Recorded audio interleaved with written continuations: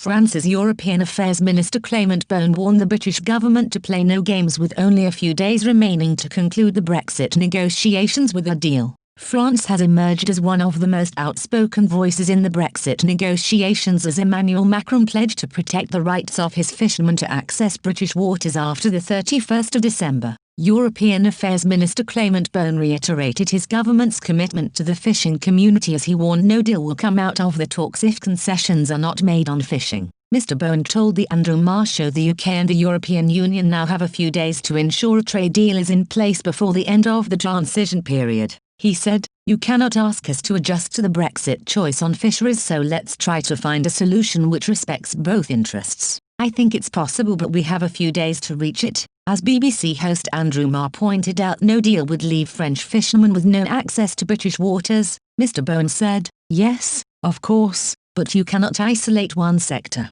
We do know that if there is no deal there would be no access, legally, to British waters for our fishermen. We do know, and it's also why we would like a deal. But you also have to look at the bigger picture. If there is no deal, there is no access to the EU market for the UK, which I don't think it's in the UK's interests," he continued. "So let's be balanced, let's be clear, not play tactics or games. We have a common interest in striking a deal. It is in the EU and the UK's interest, more in the UK's interest I'm afraid, to strike a deal." Prime Minister Boris Johnson 2 weeks ago had suggested negotiations with Brussels were over as the bloc failed to make concessions on key issues such as fisheries or governance. Talks between UK negotiator Lord Frost and his EU counterpart Michel Barnier, however, resumed the following week, with Mr. Barnier staying put in London to facilitate further negotiations. European Commission President Ursula von der Leyen insisted good progress is being made in the new round of talks, but insisted key issues still need to be resolved.